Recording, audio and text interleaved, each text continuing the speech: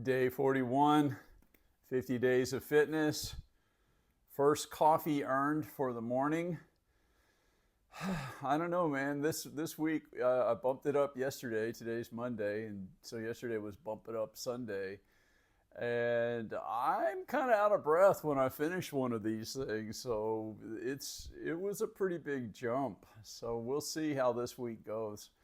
Um, Weigh in this morning, still at 200, although it did look like it might be kind of uh, heading down. We'll see. Tomorrow is the official weigh in, so we'll see if we're at 200 or, maybe a little less. I don't know, maybe even a little more, but hopefully not more, but we'll see where we are. So, 9 more days, and then we're wrapping up.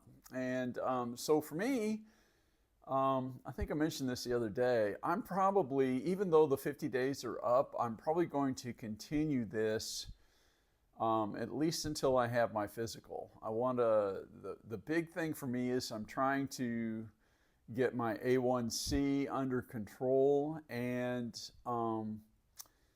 I would be surprised, honestly, if I continue this all the way through, and it's not back within normal range. And I might be setting myself up for disappointment there, but I don't think so. Because I didn't really know exactly what A1C was. I mean, everybody was talking about it, and before that, before I started doing research on it, I kind of thought it was, the only thing I was really worried about was blood sugar. And the funny thing is that um, when I would get my annual physical blood work done, the blood work, my blood sugar was always fine. It was never high. And yet my A1C was elevated. And I didn't get that. I'm like, I don't, if my blood sugar isn't out of control, I don't understand how I'm pre-diabetic. And um, once again, I'm not a medical professional. I'm not a personal trainer. I'm not a dietitian. So I have just a very rudimentary understanding of this. But I went and I tried to look it up to try to understand it a little better. And the best way I can understand it is that we have these, I think they're sort of receptors in our blood, on our blood cells. And so those receptors will, when your blood sugar gets high, and again, this is a very, very rudimentary, and I'm not claiming that it's exactly right. I'm just saying the way I understood it. So when your blood sugar gets a little high, those receptors will kind of grab onto some of these things. And so that is what they're actually measuring, is how many of your blood cells have kind of grabbed on to this. I don't know if it's a sucre, I don't know exactly what it's grabbing onto, but my understanding is that those receptors attach to something. And so when they are doing your A1C, that's what they're really looking at. And so the thing about that is that those blood cells get replaced about every 3 months. If there is a medical professional on here who understands this better and wants to correct me, please do. Do not take this as medical advice. This is just my understanding of the way this works. But since their blood cells get replaced about every 3 months, that means that is sort of a record of your blood sugar for 3 months. So even though your blood sugar at the moment may be low, during the 3 month period, it was high enough that, a certain percentage of your blood, you know, receptors latched on to this, to these molecules, to whether they're sucrose or whatever they are that they're latching onto. That, as you can see, is a very bad description, but that's sort of the way it understands. So the important thing, whether you understand exactly what that does or not, the important thing to understand is that your A1C is sort of a record of your blood sugar over a 3-month period. So what that means is that even though when I go in to get my blood work done and my blood sugar is not elevated at the time, during that 3-month period, it got elevated. And so this is very simple example. It truly, I know it's more complicated than this. There's all kinds of things like building insulin resistance and all these other things that kind of come into it. But on a very simple level, the way I think about it is, it's like, okay, so if you go in for your blood work and you've been fasting, you haven't had anything to eat. So you haven't had anything to eat in, say, 8 hours or 10 hours, and they test your blood sugar, well, your blood sugar is going to be low. But let's say that you went and you got ice cream just, on your way to the doctor, and you ate a big thing of ice cream before they tested your blood sugar. Well, then your blood sugar is probably going to be high. And so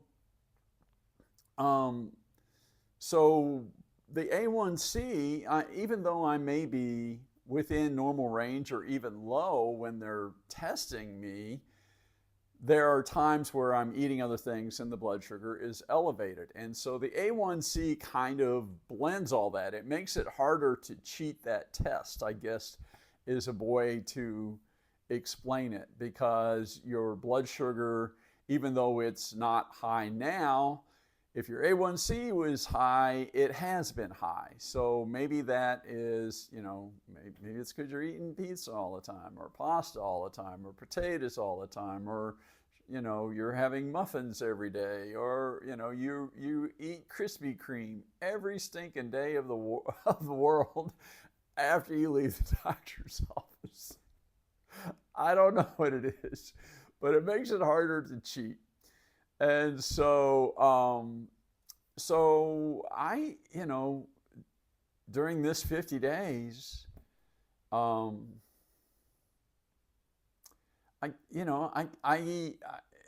can't say with 100% certainty, but I can't think of anything that I've had that should have caused my blood sugar to get super elevated. I have been lately eating cottage cheese somewhat. And I have had an occasional latte. When I get the lattes, I get them plain. I don't get any syrups or any flavors or anything else, just a plain latte. But that's quite a bit of milk. And like with cottage cheese, sort of the same thing. That's a lot of milk. And even though those are not sweetened, milk has a sugar component to it. It has lactose in it. So I could see that maybe some of that, but other than that, for this 41 days now, I've had no desserts. I've had no bread. I've had no pasta. I've had no potatoes. I've had no rice. I've had almost no grains, really. I haven't had any oatmeal. I haven't had any bread. I haven't even eaten corn. So I've had almost no bread. I haven't even had popcorn. So I've had almost no grains. So I would think that my A1C I would not have had an elevated blood sugar while I've been doing this. But, we'll see. So it is, A1C does cover basically a 3-month period. And so we started this 41 days ago, and it is in April. So it was about the 1st of March. So March, April, May. So I should have been nearly 3 months basically with almost zero carbs. So we'll see. I don't know. That'll be beyond our 50 days of fitness thing, but maybe I'll do like a little, epilogue video day 51 day 51 when I get my results, and we'll see kind of what it looks like. All right, well, that actually is not what I intended to talk about today, but I don't know, that seemed like a pretty good thing to talk about.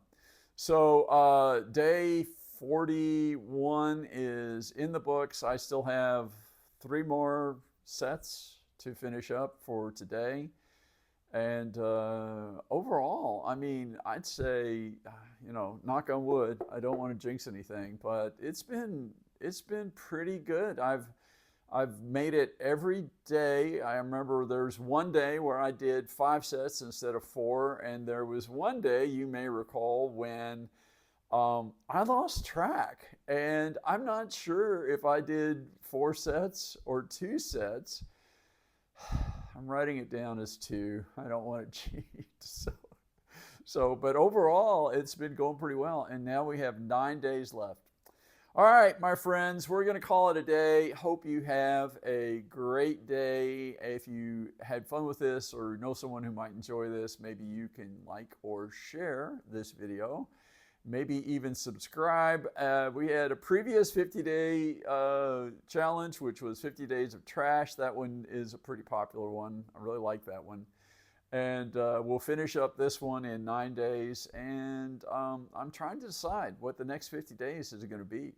So hope everybody has a great day. And hopefully I'll see you tomorrow. And tomorrow's weigh-in day. So we'll see what tomorrow looks like. Take care, everybody. Bye.